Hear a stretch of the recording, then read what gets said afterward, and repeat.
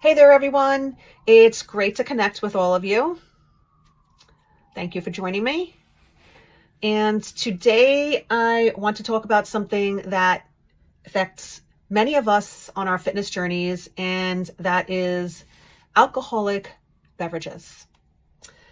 So I specialize in working with executives, and often alcohol will come up. So, there's frequent business meetings, happy hours, having to entertain clients. Plus, after a long, stressful day, I can understand why a glass of wine or cocktail may seem appealing. Now, as a nutrition consultant, I encourage all my executive clients to reduce their alcohol consumption and eliminate it completely, if possible, as they would only benefit from this. If my clients choose to continue to drink in moderation, that's totally their choice. But me personally, I'm not an advocate of alcohol, and I abstain from it at all costs. I was never a big drinker in the past. I used to drink though, but I've gotten incredible results physically and mentally by totally removing it from my diet. So as busy executives strive to reach their fitness goals, it's crucial to understand how alcohol can impact our progress. So let's dive in. So what is alcohol? It's often referred to as empty calories. First and foremost, alcohol is considered to be a toxin or a poison. When alcohol is metabolized in the liver, it is converted to acetaldehyde, which is a highly toxic substance.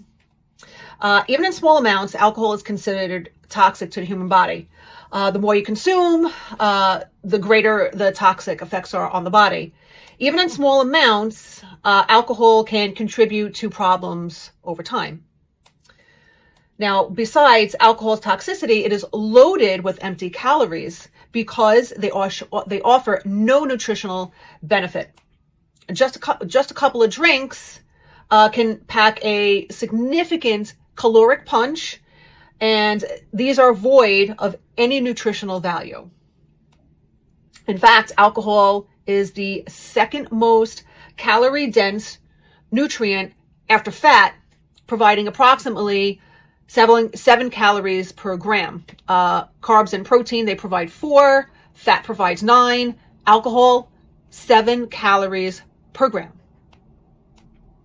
So when we're working hard to maintain a calorie deficit for fat loss, those extra calories from alcohol can derail our efforts.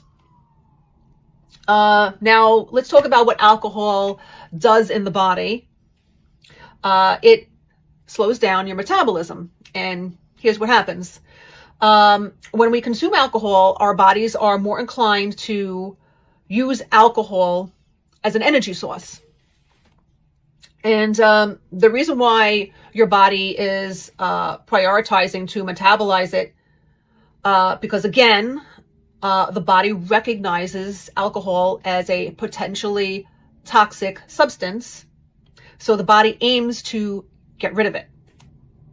So number one, alcohol reduces the body's ability to metabolize and utilize fat for energy, because your body is busy metabolizing, trying to get rid of the alcohol. So it's like fat is taking a back seat, is less of a priority. So this leads to a decrease of the breakdown of dietary and stored fats.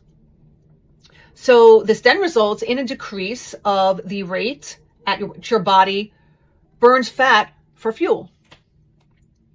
Now, as we age, as we know it, metabolism slows down. So adding alcohol on top of that can bring your metabolism to a halt, especially for people over 40.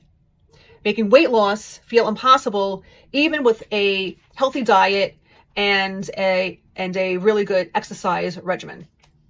Additionally, alcohol can disrupt insulin sensitivity, potentially contributing to insulin resistance, which causes weight gain. So next thing is that alcohol, it disrupts sleep. Now, because it disrupts sleep, this is also going to result in less fat loss. And here's more detail. Quality sleep is essential for recovery and growth. And alcohol disrupts the patterns of sleep, leading to poorer rest, which means less energy, and decreased workout performance. So while it may help you to fall asleep faster, it often leads to fragmented and disrupted sleep. So you're more likely to wake up in the middle of the night and experience difficulty returning to a deep restorative sleep. So it can actually exacerbate insomnia in the long run. As your body develops a tolerance to the sedative effects of the alcohol, you may find it increasingly challenging to fall asleep without it. Alcohol consumption, it reduces the amount of time that you spend in REM sleep, otherwise known as rapid eye movement sleep, which is a crucial phase of the sleep cycle. So this cycle of sleep, it is associated with memory consolidation and cognitive restoration, which is vital as an executive, so you could be on top of your game as a leader to make quick decisions. Alcohol, it also relaxes the muscles in your throat and the airway, and this increases the likelihood of snoring and obstructive sleep apnea. So sleep apnea, it can lead to brief repetitive awakenings, and this is preventing you from reaching the deeper levels of sleep, and this leads to brain fog. So sleep disruption, it also disrupts your natural hormonal rhythm, potentially causing elevated cortisol levels. And this is your elevated cortisol levels is elevated cortisol levels when you should be preparing for sleep. You don't want when you're preparing for sleep, you don't want your cortisol levels to be elevated. Your cortisol levels should be elevated when you're waking up in the morning. So this is why, another reason why it's going to be difficult for you to go back to sleep, because your cortisol levels are going to be elevated. So another thing about cortisol is it promotes the storage of fat, and this also leads to muscle breakdown. So when you're losing muscle, your body also naturally holds on to fat.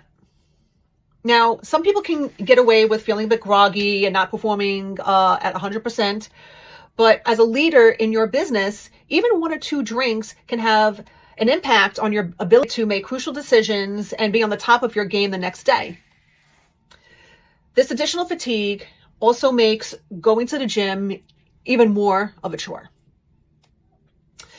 So now the social situations and the social pressure that involve alcohol. Many business meetings and conferences involve formal dinners or networking events where alcohol is served. You may be entertaining clients or business partners, potential investors, where wine and cocktails are involved. And, or there may be like a significant business deal or milestone that's achieved, and then you want to celebrate, you want to raise a glass. Anyway, executives, they may feel expected to participate in this aspect of the event, but succumbing to pressure and overindulging can lead to, it can harm your fitness goals. Now, in these situations, there's 3 types of people. So the first type of person, they can just enjoy themselves without any alcohol beverages at all. The second type of person, they'll have only 1 or 2 drinks. And then the third type is the type that once they get started, they just can't stop. And then they're finally 1,100 calories over their deficit, and they're on their 6th or 7th drink. So, of course, the person that will see the most results in their journey is the first person. But if you're the third person, you're going to see very little progress, and we're going to have a difficult time if this is something that happens on a consistent basis. So think about why you're attending these events. And if it's just to indulge in drinking, you're going to have a hard time achieving your goals and maintaining your fitness goals. So you want to try to focus on the reason why you're attending the event. You want to keep yourself engaged in activities at the event that don't revolve around alcohol. Concentrate on connecting with people and having meaningful conversations and enjoying the company rather than relying on alcohol for socialization. It is entirely possible to have a fun and fulfilling time at social events without alcohol. So I also want to touch on the fact that how alcohol, it alters your mindset when it comes to your dietary choices. It actually leads to impulsive decisions. The types of food that you choose while you're drinking, that you're going to regret later on. I know that when I used to drink, I used to crave the most unhealthy foods on the menu, and this negatively affected my sleep, not just because of the alcohol in my system, but also because I had a stomach full of unhealthy food. Lastly, this also leads to cognitive decline, and executives are often responsible for making critical decisions that can impact their organizations and employees. So cognitive decline can lead to decreased productivity, which is a concern for executives who need to manage and lead teams effectively, set goals, and achieve results. High stress jobs among executives and cognitive decline can exacerbate the negative impact of stress on their mental health. Over time, individuals may develop a tolerance to alcohol, requiring more to achieve the desired effects. And this could lead to alcohol dependence and addiction, which can be more challenging to overcome in older age. So I want to conclude that cutting your alcohol intake is going to help you make strides in your fitness journey, and you're definitely going to see better results, more fat loss, and building of lean muscle. Again, it's totally up to you if you want to continue to drink alcohol, but the less alcohol you drink, the better your results are going to be. In the end, it's crucial to be aware of how alcohol can impact your fitness goals. And by making informed choices and finding a balance that works for you, you can enjoy social situations while still achieving your fitness objectives. So I want to thank everyone for joining me. And feel free to share your experiences in the comments below. If you would like to know more about how you can adjust your diet without over-restricting your calories, send me the word START to see if my customized nutrition and fitness plan is the right fit for you. So I want to thank everyone again for joining me here, and see you here next time.